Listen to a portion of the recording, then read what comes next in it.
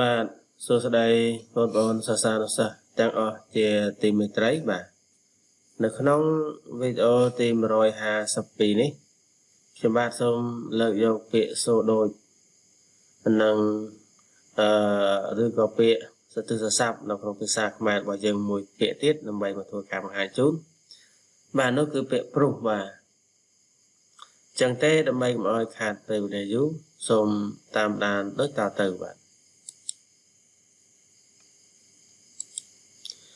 បាទពាក្យទី1បាទគឺព្រុសដែលសរសេរពណ៌ចង្រស្រៈអូនិងសនេះឋានៈពាក្យជាកិរិយាសព្ទដែលមានន័យថាស្រែកខ្លាំងទួនពេលនេះប្រើសម្រាប់ចំពោះតែសត្វឆ្កែទេបាទឬសត្វសំណក់បាទឧទាហរណ៍ឆ្កែព្រុសមិនដែលខាំបាទនេះគឺជាឧទាហរណ៍ហើយមានសុភាសិតមួយគេថាឆ្កែព្រុសមិនដែលខាំ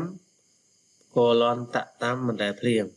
បាទតែនេះយើងយកតែមកខណៈទេតទៅនឹងពាក្យព្រុសបាទចំពោះអត្ថន័យនៃពាក្យមួយទៀតបាទព្រុសដែរសរសេរពណ៌ចង្រស្រៈអូនិងសព្រុសនេះថ្នាក់ពាក្យជានាមដែលមានន័យថាឈើព្រៃមួយប្រភេទបាទពួកតមូងផ្លែប្រើជាអាហារបានព្រុសបាទខ្ញុំធ្លាប់តែឮធ្លាប់តែឃើញផ្លែតែមិនដែលទទួលទានទេផ្លែព្រុសនេះណាបាទដែលទេបាទបងប្អូនណាបានទទួលទានផ្លែព្រុសនេះហើយមានរសជាតិយ៉ាងណាអាចខមមិនប្រាប់ខ្ញុំផងបាទភាសាខ្ញុំបានតែឃើញតែមិនដែលទទួលទានផ្លែនេះទេតែបើផ្លែព្រៃដទៃទៀតធ្លាប់បាទដូចជាផ្លែតមូងបាទផ្លែសេមន់ព្រៃសេមន់ឈើហ្នឹងផ្លែមាក់ប្រាងមាក់ព្រៃនេះគឺធ្លាប់ហូបដល់ឡែកផ្លែព្រុសនេះមិនដែលទេបាទឧទាហរណ៍សូលឺ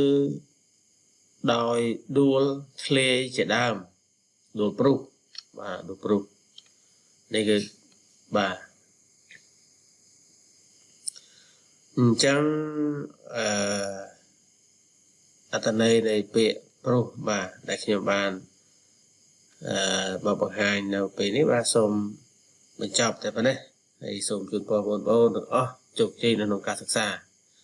បាទចំពោះបងប្អូនដែលមានចម្ងល់បាទតកតងទៅនឹងពាក្យសូត្រដូចខ្មែរពាក្យផ្ទុយពាក្យនេះដូចបាទហើយឬក៏វេយ្យាករណ៍ក្នុងភាសាខ្មែរហ្នឹងបងប្អូនអាចខមមិន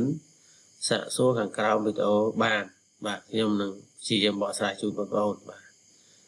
បាទសូមបញ្ចប់តែប៉ុណ្ណេះបាទជួបគ្នានៅវីដេអូក្រោយទៀតបាទអរគុណ